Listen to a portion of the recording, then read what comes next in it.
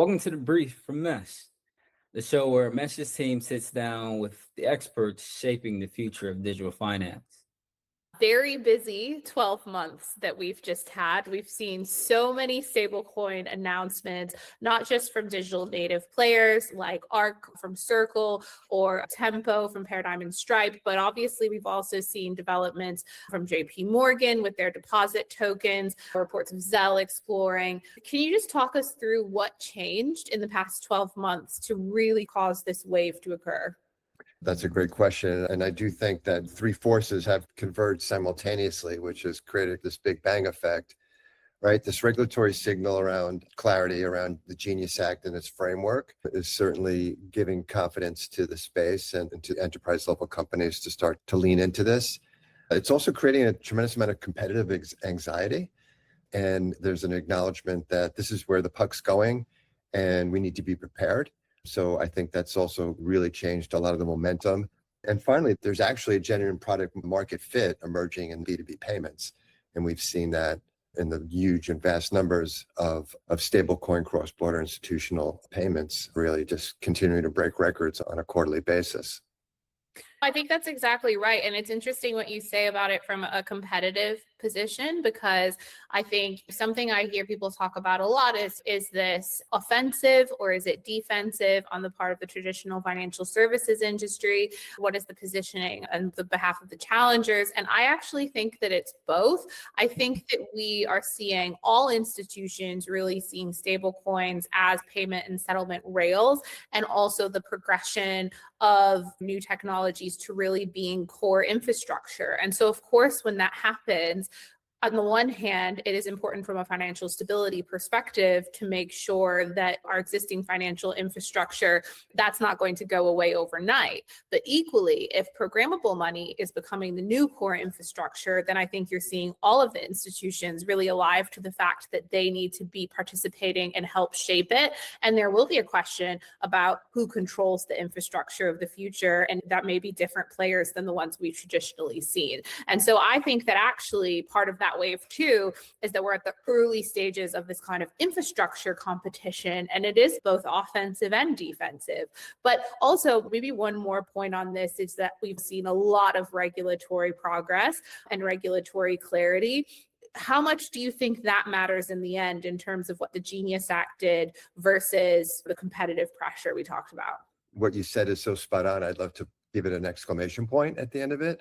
You see big players such as JPMorgan and Fiserv start to get into these offensive positions and really starting to build moats with their infrastructure and their relationships.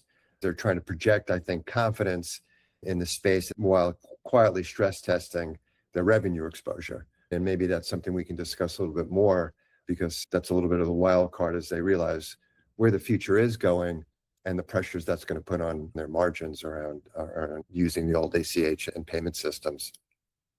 To answer your question with regard to Genius Act and competitive pressure, the great thing about the Genius Act is it's given legal basis for institutions to proceed without the fear of being reclassified mid-flight. It's a framework, but there's no regulations. There's still a tremendous amount of ambiguity ahead of us, and no one could wait, right? Everyone's trying to figure out how to best position themselves. So this competitive pressure is really the biggest accelerant with what's going on in the space. We are seeing institutions much more comfortable moving into this space. We have seen so many major financial institutions also pursuing stablecoin adoption in addition to tokenized deposits. We've also saw JPM using Base earlier this year. You've seen the exploration of using tokenized deposits beyond those kind of closed garden internal systems that you mentioned. What does that signal to the market, in your opinion, as you as Mesh are also working with a lot of these institutional players? History has showed us that it's walled gardens first, right? So these players that we're talking about, they've got the clients which have the assets, both institutional and the retail side. Back to my point around margin, they need to protect those relationships because that's where the moat is. It's not in the tech. Do you have an infrastructure that your clients feel comfortable staying on? So I think the banks will try to lock in their customers and use proprietary infrastructure. And that's going to be the moat for as long as regulators allow it, right? Ultimately, our bet is that interoperability layer, regardless of what individual institutions decide, is going to be where the opportunities are, because this value proposition is going to grow with fragmentation. And the more walled gardens exist, the more essential and neutral connection layer is going to be necessary. I think that's a really important point, and also necessary to call out some of the reasons why these walled gardens have existed previously. The Basel Committee had made it very clear that they were not comfortable with banks and regulated large financial institutions using permissionless blockchain. That obviously is now something that is up for a bit more of a discussion. The Basel Committee has said, and BCBS, they're reopening their crypto asset treatment, which is broader than just the permission versus permissionless discussion. But I agree. I think public infrastructure is starting to become more and more acceptable, but regardless of what happens from a regulatory perspective, you will have to have that interoperability so that we don't have liquidity fragmentation, settlement silos, and really the reduction of some of those really great network effects that obviously are the whole point of using this new type of infrastructure in the first place. So I couldn't agree with you more. I'm hopeful about the direction of travel, but I do think that we also have a ways to go. And it's important to think about how we work with large financial institutions who are thinking about how they navigate the changing regulatory landscape, and then also can integrate with new players like Mesh. Now, let's talk about neobanks, because on the other side, from your traditional established financial institutions, we've also seen a really big flurry of activity from the likes of Chime, Revolut, Cash App, etc. And historically, neobanks have had to depend on traditional banking partners for charters. How is that relationship changing, considering the progress we've seen and then the competition that we mentioned earlier when it comes to stablecoin products? Revolut and Cash App are generally differentiated here, right? They have custody, they have wallets, and they have user behavior in crypto, right? So they can pivot to stablecoin native features faster than a Chime or a Dave, who are basically built exclusively around the Visa rails and bank float. For neobanks without that type of infrastructure, the short-term risk isn't there because stablecoin adoption is still limited in retail, but that runway is shortening. We're thinking 2 to 3 years, and a neobank without a stablecoin story is going to have a very difficult time, both in enterprise and B2B segments, and eventually premium retail, any kind of PSP connection or mass adoption. So I guess it's thinking about what the strategic choice is for these fintechs. And obviously, you're completely right. It does depend on what the business model is, but they will need to decide based on the tools they have available, the market data, the customers. Are they going to build stablecoin infrastructure? Will they partner with issuers, or will they become fully regulated financial institutions themselves? And again, we are seeing some evolving regulation. They may need to choose which licensing path they go down. And so it depends where fintechs and neobanks end up sitting in that broader new layer of financial infrastructure that we've been talking about.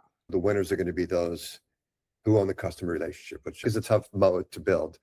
Customer relationships that are tight enough that they can actually monetize the stablecoin flow itself via spread or FX or any kind of value-added service. People with the customers are, in the long term, especially around the retail side, are going to be the ones that can win in that space. I actually love that point, especially when we're thinking about the question of what problem are you trying to solve and for who. You could have all of the regulatory clarity, all of the charters, or all the licenses in the world. But again, if you don't have the customers, that point is moot. And so I think that is a really interesting point that you make, especially when it comes to the wider retail adoption.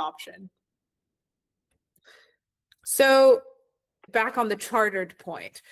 Now we also are seeing an interesting trend in banking charters for crypto institutions. And we are also seeing probably a little bit of controversy around this, especially with some of these recent OCC approvals.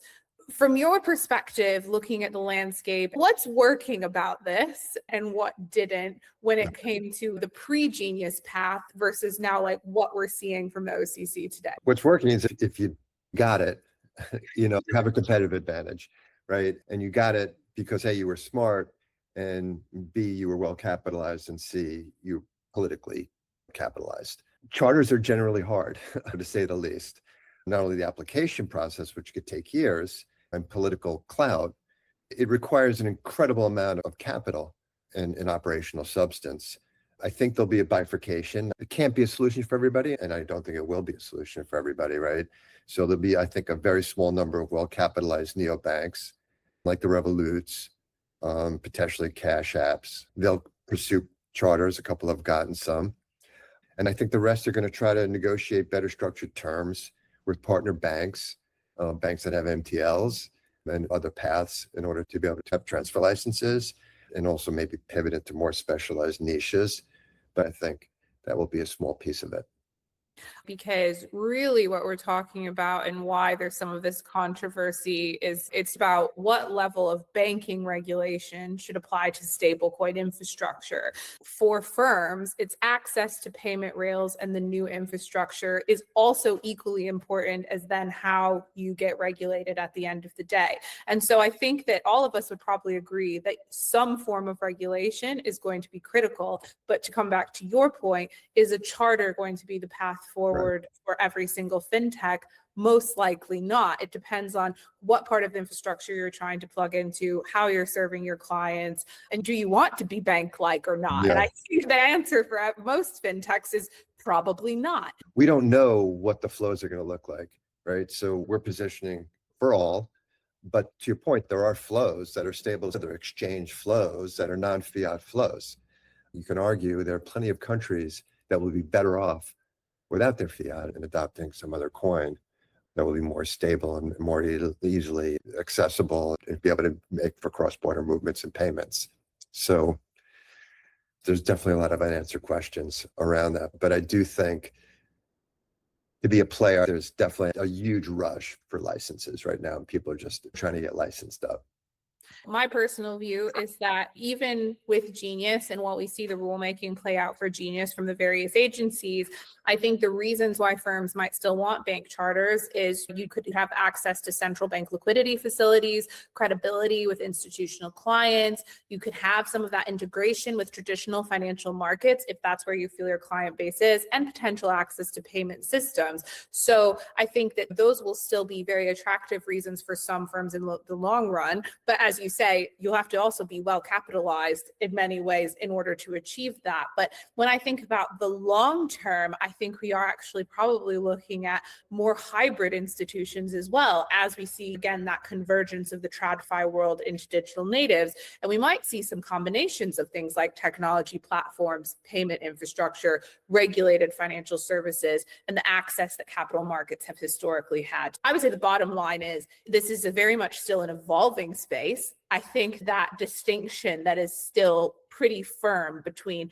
banks, fintechs, and crypto is going to become increasingly blurred. And we will probably see a lot more firms that have multiple different types of licenses also as the regulatory framework evolves in the future. No, that's right. And I think regulatory path selection is going to be as, if not more strategically important than product strategy. And that choosing the wrong licensing framework can cost years. And given the speed of what's happening, those years could be very hard to recoup. So I have another question for you, especially given everything that Mesh has done to create interoperability across this space. At the moment, when we think about the competition, the fragmentation, current legislation does not mandate interoperability. Most legislation doesn't mandate interoperability. Do you think that's a gap, or is this something that the market can solve and is working to solve without that kind of intervention? Look, we need the regulations to tell us what to do or how to do it. We need the regulations to assure a high level of confidence in the system, a high level of confidence for safety of both the institutions and the individuals that use them and the governments that are dealing with this. Things are going to get done as long as you can prove and show both yourself and the regulators and your clients that there's a high level of security and safety There is some kind of central bank behind it. There is some type of insurance. My perspective as a former regulator and someone who spends like 90% of my time looking at policy and regulation is I really don't think that it is the job or within necessarily the purview of regulators and public sector bodies to be forcing solutions on the market. I get a little bit worried whenever I start saying we need the regulators to create interoperability. That is asking the regulators to create technical solutions to potential market challenges, which isn't their role. I completely agree with you. I think instead, we see the role of the regulators as creating a regulatory perimeter, creating fair and orderly markets where we have trust, transparency, appropriate disclosures, and in proportionate requirements for firms. But it's not about them solving market challenges. Of course, we have seen other developments in the space like open banking, for example, and I do think there can sometimes be a role for regulators to make sure that there is openness, transparency, and fairness. And I certainly don't think that regulators should be picking winners in terms of saying we have to go towards stablecoins or we have to go towards tokenized deposits. But that's different than asking them to actually create a technological solution. So from my perspective, I couldn't agree with you more. I think interoperability is very important. I think firms like Mesh are already going a really long ways into solving a lot of those challenges.